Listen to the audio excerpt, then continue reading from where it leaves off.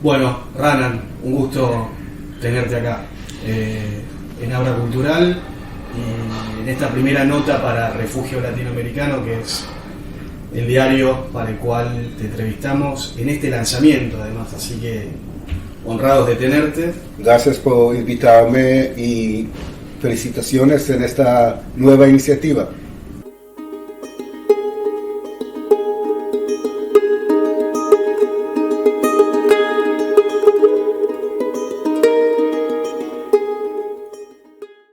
Bueno, si me permitís, vamos a hacer un zoom out por un segundo para decir que hoy en día son muchos los políticos de derecha que usan y abusan conceptos, figuras bíblicas para otorgar a sus políticas casi un carácter mesiánico, ¿no? Si pensamos en Bolsonaro, en Trump o en Milei, vemos este uso muy frecuente de temas bíblicos, de conceptos bíblicos. En ese sentido, Milei no es tan distinto de los otros. Sin embargo, en el caso argentino estamos frente a un fenómeno inédito, porque Milei va más allá de los otros políticos que he nombrado. Es decir, puede mandar mensajes a sus seguidores en hebreo, un idioma que prácticamente nadie de ellos conoce. Está hablando de la posibilidad de convertirse al judaísmo. Se presenta a sí mismo y a su hermana como las figuras de Moisés y Aarón que sacaron al pueblo de Israel de la represión en Egipto para llevarlos a la tierra prometida. Es distinto en muchos sentidos. Lo que a mí me preocupa un poco es que no se trata de una identificación con el judaísmo, sino con una corriente muy específica y minoritaria dentro de los judaísmo, que es la de Chabad Lubavitch. Es una corriente minoritaria aquí en Argentina, en los Estados Unidos o en el mismo Estado de Israel. Y de este modo, de hecho, deja afuera a la mayor parte de los judíos de este país, que no se identifican con esta corriente religiosa.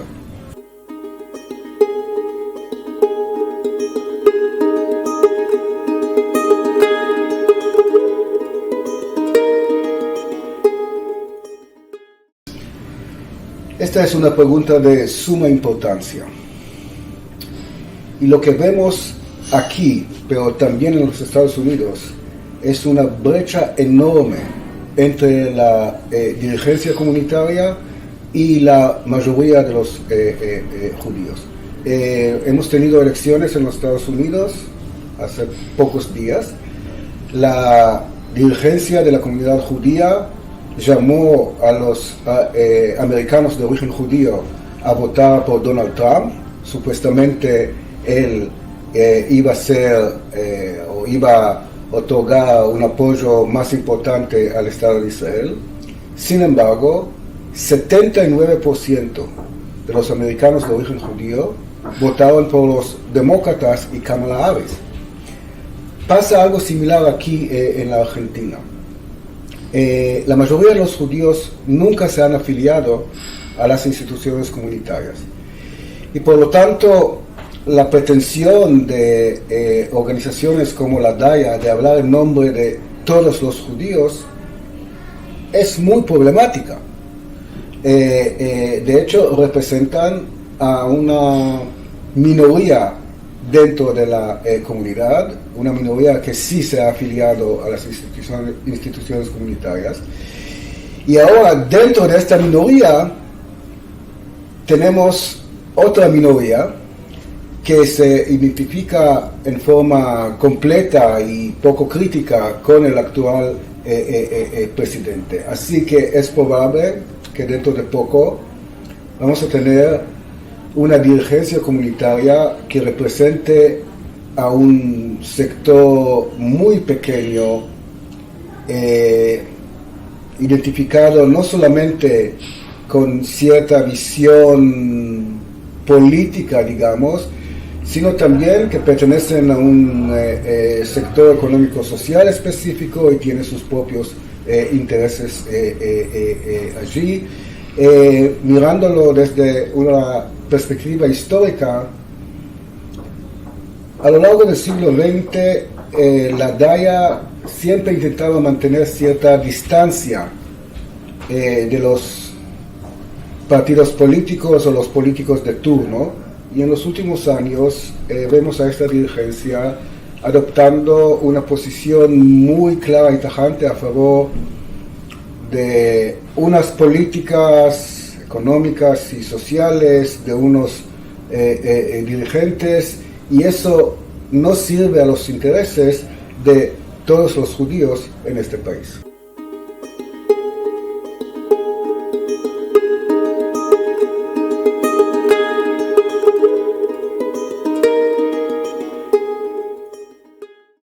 Bueno, dos comentarios. Primero, la colectividad judía ha cambiado en forma dramática a lo largo de las últimas décadas. Porque si pensamos en las primeras corrientes de inmigración judía a este país, a fines del siglo XIX y durante la primera mitad del siglo XX, estas migraciones le otorgaron a la colectividad un carácter muy secular, muy laico. La identidad judía de la mayoría de estos inmigrantes tenía poco que ver con la religión. Tenía que ver más con la historia judía, la cultura judía, los idiomas judíos, la cocina judía, la música judía, pero no con la religión. A partir de los años 60 en adelante, de a poco empiezan a entrar distintas corrientes religiosas e influir en la comunidad. Primero en los 60 vienen desde los Estados Unidos las corrientes conservadora y reformista, y se establecen los templos de Betel por un lado y Emmanuel por otro lado, y a partir de los años 80 empiezan a invadir a la colectividad los ortodoxos, sobre todo Chabad Lubavitch, que tiene una influencia creciente a partir de los años 80 en adelante. Así que hoy en día es una comunidad muy distinta, más religiosa entre algunos sectores, más conservadora entre algunos sectores. Y estos argentinos judíos que son progresistas se sienten doblemente marginados. Por una parte, con respecto a la política nacional argentina, y por otra parte, con respecto a lo que sucede dentro de la comunidad judía.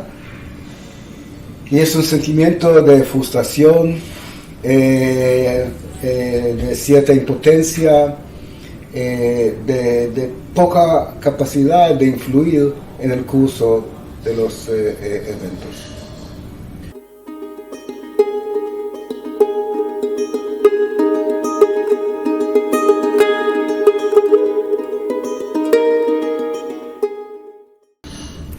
Me parece que el mensaje principal que tiene el libro tiene que ver con este énfasis acerca de la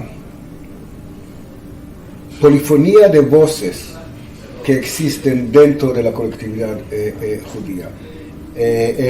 Los distintos autores intentan recordar a judíos y no judíos por igual que la comunidad nunca era homogénea, que siempre ha incluido a distintas voces, miradas, corrientes. Y por lo tanto tenemos que tener cuidado y no generalizar acerca de los judíos en Argentina como si se trata de un grupo monolítico. No, nada de eso.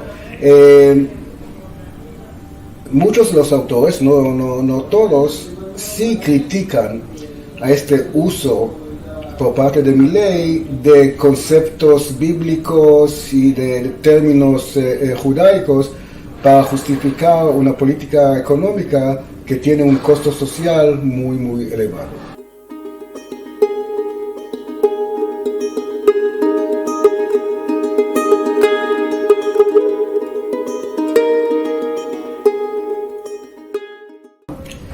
Sí, es una edición ampliada, actualizada, de un librito que he publicado hace 12 o 13 años aquí en Argentina.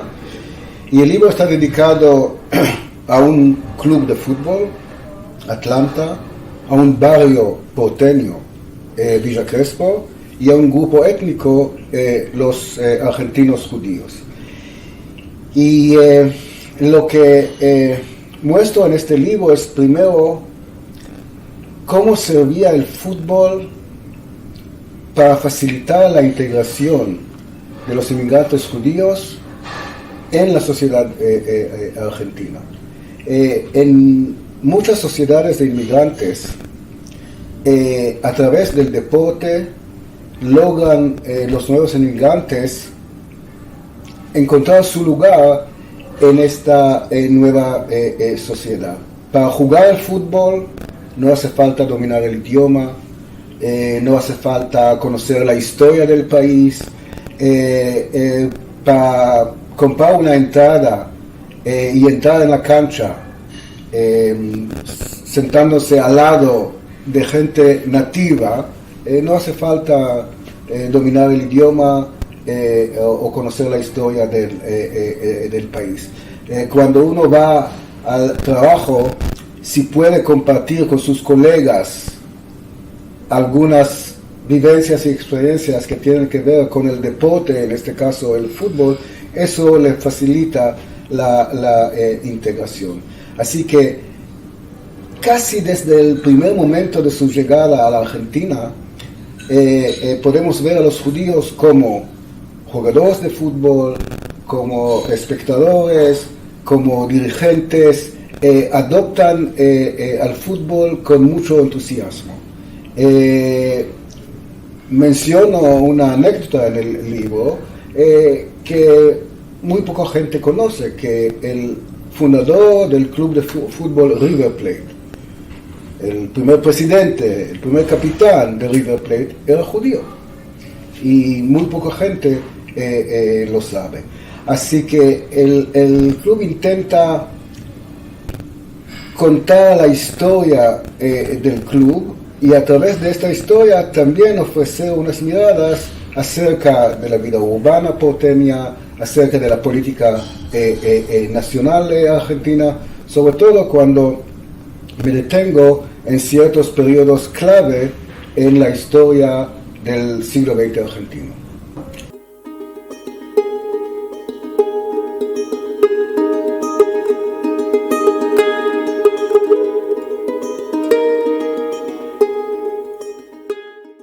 Bueno, los primeros que llegan hacia mediados del siglo XIX son judíos centroeuropeos, alemanes, austriacos, franceses, todos con una buena posición económica, todos con muy poca relación con la religión judía, e intentan explorar las oportunidades en este nuevo mundo, en este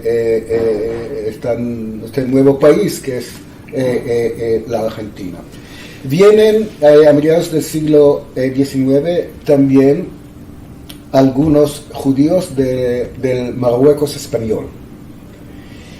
Y ellos después van a ser los profesores de español para otros inmigrantes judíos.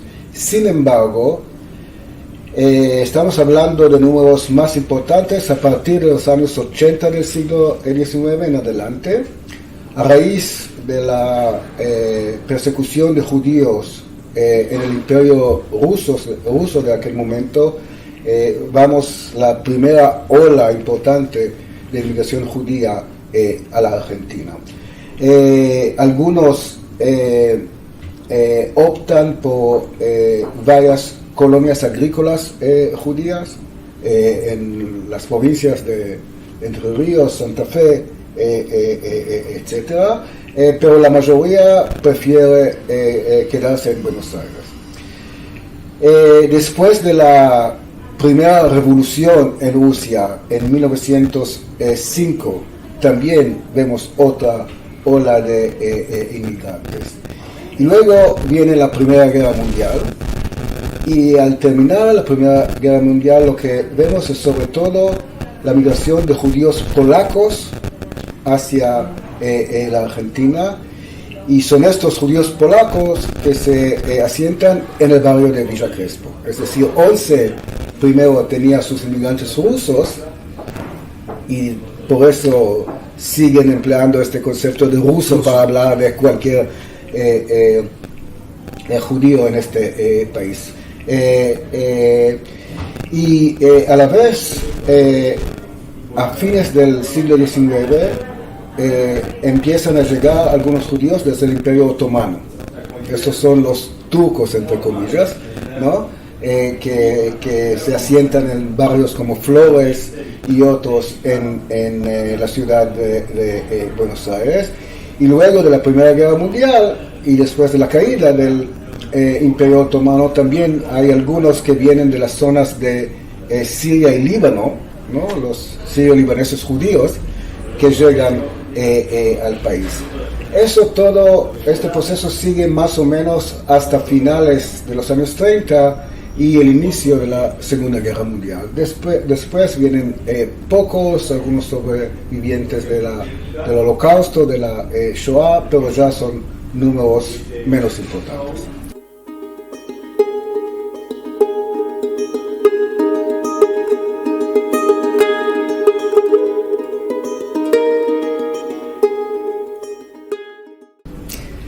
Sí, es un tema muy interesante porque cuando hablamos de identidades de un individuo o de un grupo social, a menudo es una identidad impuesta desde afuera, no necesariamente elegida por el propio individuo o el propio grupo social. Atlanta no tenía nada de judíos y seguramente nada de judaísmo en sus primeros años. Cuando se estableció el 12 de octubre de 1904, no hubo ni un solo judío entre los fundadores de este club. Y durante 2 décadas el club no tenía su propia cancha, no tenía su propia sede, y estaba andando de un lugar a otro en búsqueda de un terreno para jugar. Por eso este apodo de bohemios, y por eso también esta relación con el mito del judío errante, ¿no? Que está en búsqueda de su propia tierra. Recién en 1922 llega el club a su tierra prometida, al barrio de Villa Crespo, y ahí está, en la calle Humboldt, desde el año 1922 hasta hoy en día. Y como el barrio de Villa Crespo ha tenido siempre una presencia judía, que nunca fue mayoritaria. En Villa Crespo teníamos una gran variedad de argentinos de distintos orígenes, ¿no? Sin embargo, al tener la cancha, la sede, en un barrio identificado con los judíos, con la colectividad judía, de a poco empieza a asumir esta imagen judía. Yo en mis estudios, en las entrevistas que he llevado a cabo, detecto esta imagen por lo menos desde fines de los años 20. Pero si pensamos en clubes de fútbol en Europa, por ejemplo, el club de Ajax en Holanda, ¿no? Siempre se consideraba un club judío, entre comillas, no porque se estableció por judíos, sino porque la cancha del club estaba en un barrio considerado un barrio judío. Lo mismo pasa en Londres con el club de Tottenham, que está considerado el club de los judíos, aunque no tenía originalmente nada de judíos, pero está asentado en un barrio que tenía durante décadas una presencia judía muy importante. Y hoy en día, en muchas series televisivas, en muchas películas, cuando el actor dice que es un fan de Atlanta, está bien claro que la película quiere decir a los espectadores, se trata de un judío, porque está tan identificado el club con la comunidad judía.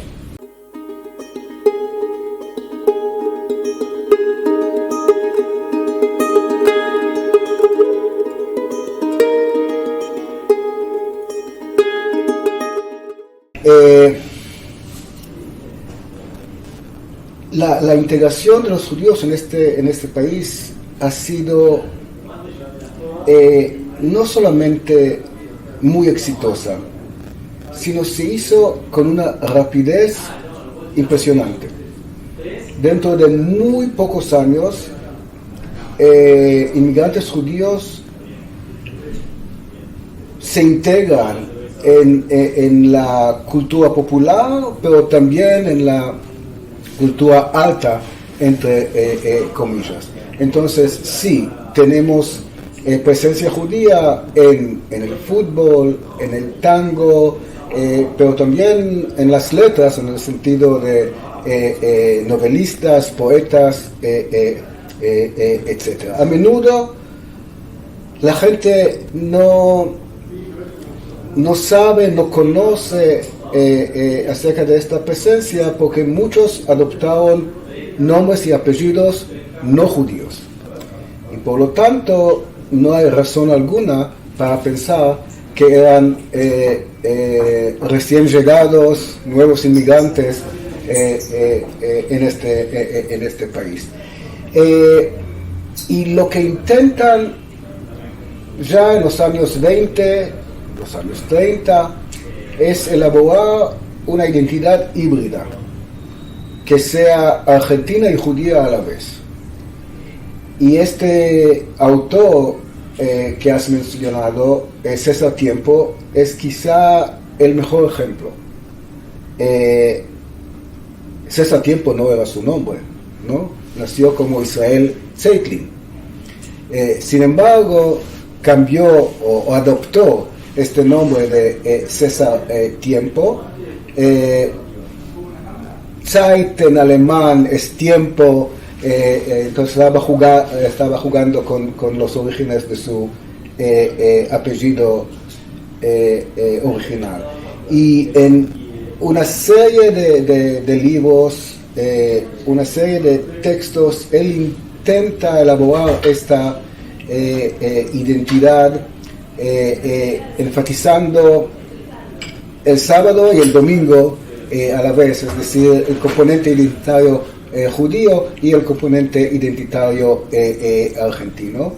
Y César Tiempo tiene una carrera impresionante, no sé, era sumamente productivo, con un enorme número de novelas, poemas, textos periodísticos, guiones para el cine, etcétera, etcétera.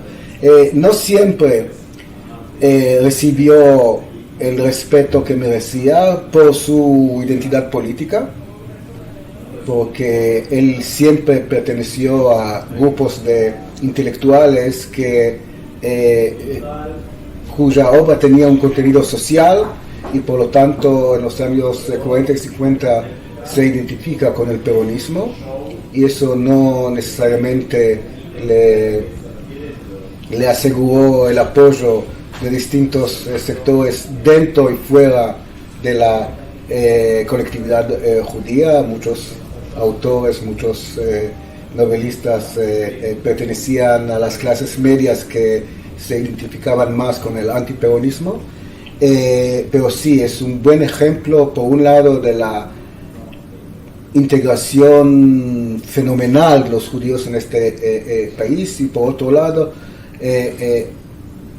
para este esfuerzo de elaborar una identidad que sea muy argentina, a veces muy porteña, pero que también conserve algún componente identitario judío.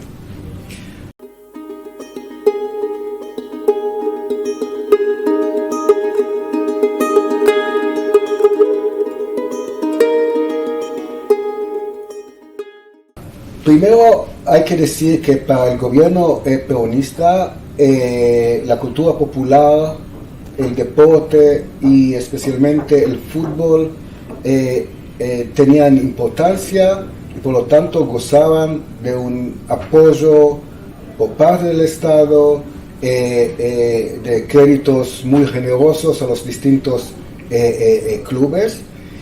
Y hablando en general, los clubes de fútbol siempre sabían y tenían que adaptarse a las cambiantes circunstancias políticas, ¿no? No importa si se trata de un gobierno civil o militar, radical o peronista. Sin embargo, Atlanta sí tenía un lazo particular con el peronismo.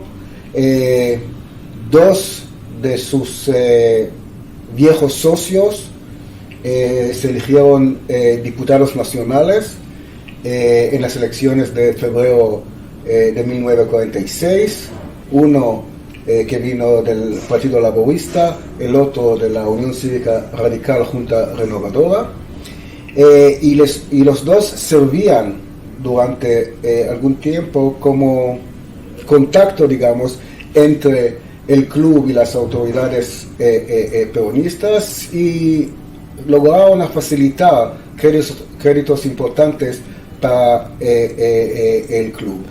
Luego hubo otro presidente del club que era diputado nacional hasta la llamada Revolución Libertadora de 1955. Cuando las autoridades de Atlanta empiezan a pensar en la necesidad de construir un nuevo estadio y dejar el cajoncito que tenían allí en la calle Humboldt, surge la idea de nombrar a este estadio Estadio Eva Perón. El proyecto no logra materializarse, pero eso sí tenía su significado más allá de adaptarse, digamos, a las nuevas circunstancias políticas. Y al producir la Revolución Libertadora, el club tenía que pagar un precio por esta lealtad, digamos, al peronismo. Pero una cosa sí me gustaría enfatizar, porque tiene relevancia también para periodos posteriores. Durante la década peronista, las listas que competían en las elecciones dentro del club no eran homogéneas. En las distintas listas tenías a peronistas y opositores a la vez. Ninguna lista era monocromática, digamos. Y lo importante era el compromiso con el club, más que el compromiso político con el peronismo, el radicalismo, el comunismo u otras corrientes políticas. Y este fenómeno sigue también en los 60 y en los 70. Es decir, si hablamos de un proceso de peronización de los clubes de fútbol, en este caso de Atlanta, se hizo a medias, no del todo. Y los clubes de fútbol a lo largo del siglo XX siempre mantenían cierta autonomía. Es decir, el campo de fútbol no se politizó hasta el máximo.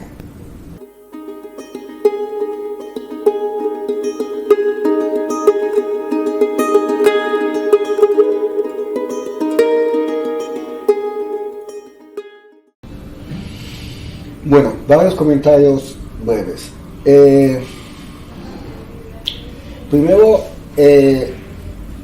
los años 70, hablando en general, son buenos para el Club Atlanta. Y lo que vemos a partir del 73 en adelante es un crecimiento social importante del club. El número de socios crece en forma dramática. ¿Y por qué crece tanto? No solamente en Atlanta, también en otros clubes.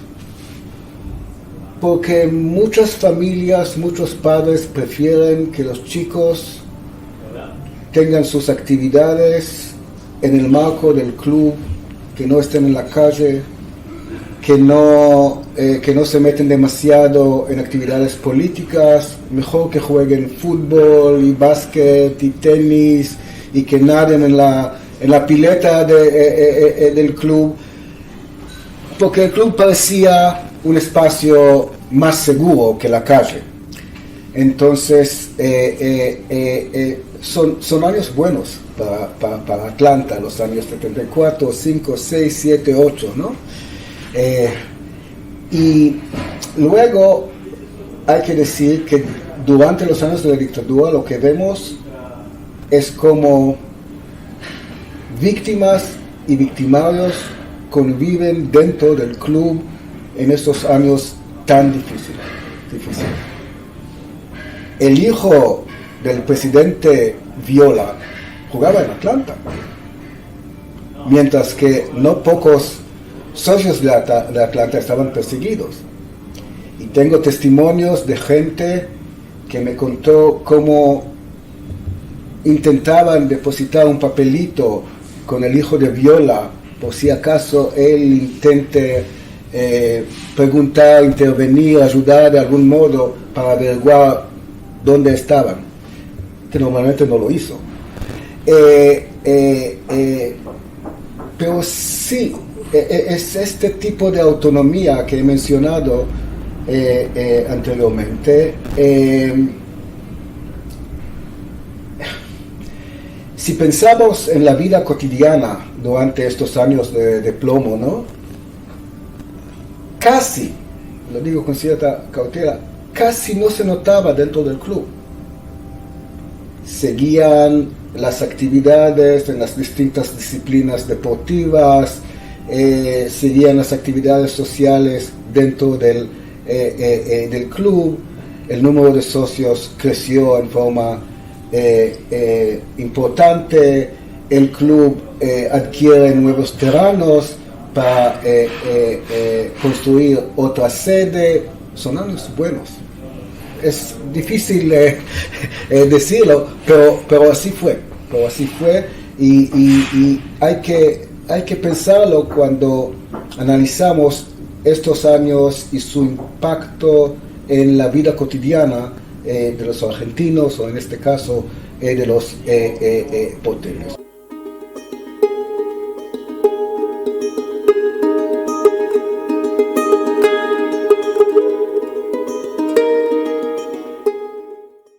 soy hincha de Atlanta, también pertenezco a un grupo de seguidores, un filial que tiene Atlanta en Israel. Es difícil seguir desde allá los partidos, sobre todo por la diferencia horaria, pero sí, sigo este club por lo menos desde hace 30 años. Mi relación inicial ha sido con el barrio, no con el club.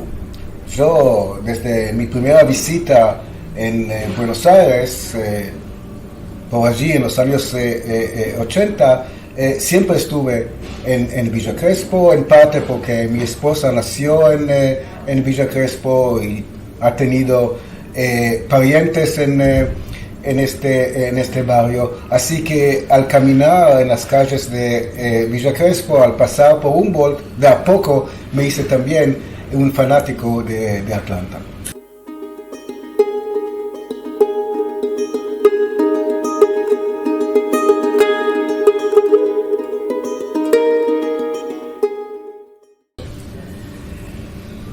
Bueno, algunos van a decir que pretendo ser argentino, nada más, que soy un impostor.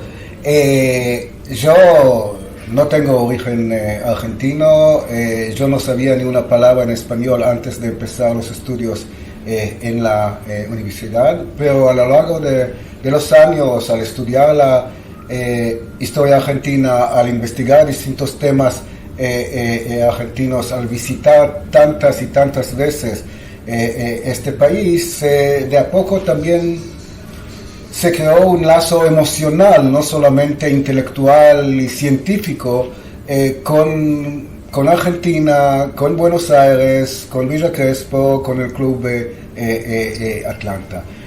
Mi esposa y ambos mis hijos son ciudadanos argentinos. Yo soy argentino de corazón, no de pasaporte. Sí.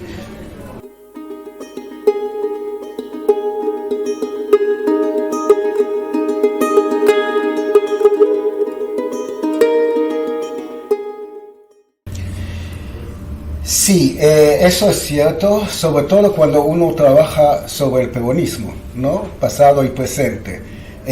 Como la sociedad argentina está tan polarizada, por lo menos desde el 45-46 en adelante, cuando uno toca este tema, de inmediato la gente empieza a preguntar, ¿pero vos sos peronista?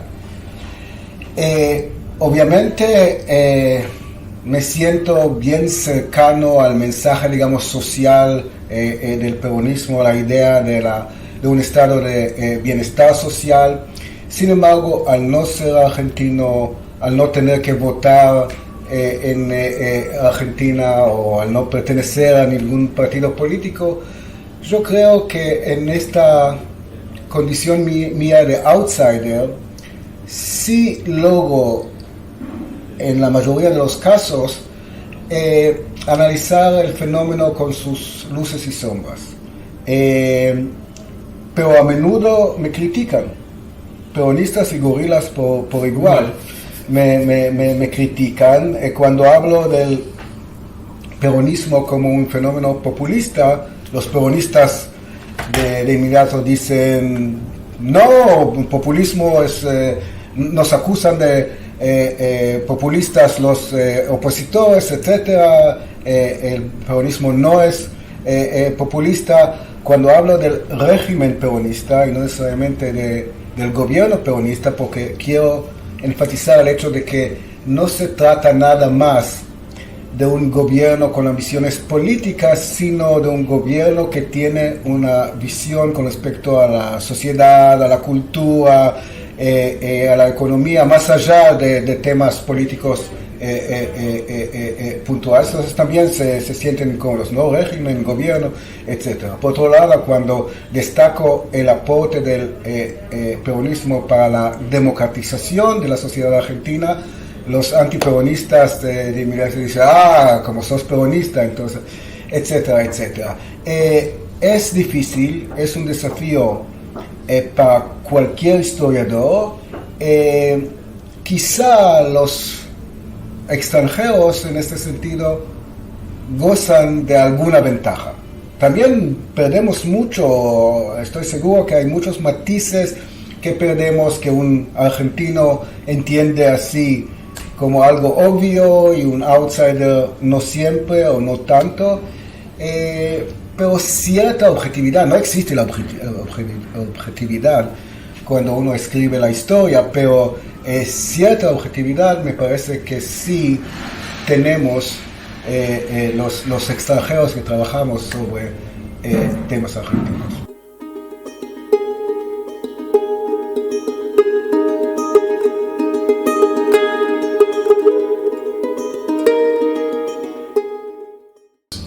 Sin duda alguna.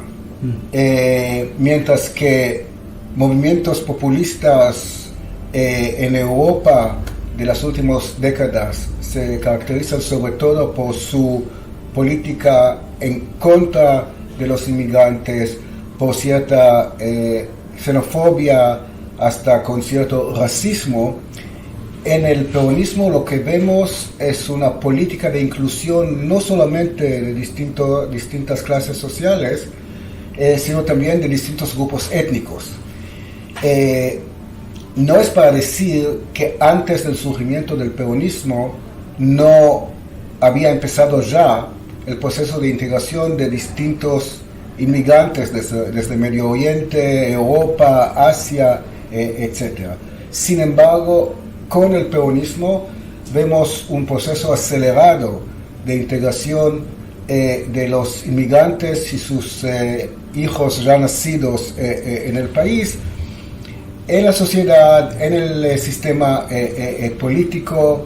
Vemos a más diputados de origen árabe en las bancas del Congreso Nacional. El primer diputado de origen japonés es peronista en los años 50, y sobre todo que el peronismo, no en sus primeros años de la segunda mitad de los años 40, pero sí ya en la primera mitad de los años 50, el peronismo da legitimidad a este mosaico de identidades que tienen los inmigrantes. No ve problema alguno en que un argentino de origen japonés tenga un lazo emocional especial con Japón, o que un inmigrante de origen árabe tenga un lazo especial con Siria o con el Líbano, o que un inmigrante judío tenga este tipo de relación con el nuevo Estado de Israel. Y eso es un cambio dramático. Mientras que el nacionalismo de extrema derecha habla de doble lealtad, que uno no puede ser un buen argentino y mantener lazos también con su país de origen, Perón de los 50 no ve problema alguno en eso, y en ese sentido fue pionero, y así empezó para mí empezó la sociedad argentina este camino hacia una sociedad multicultural, plurireligiosa, etc.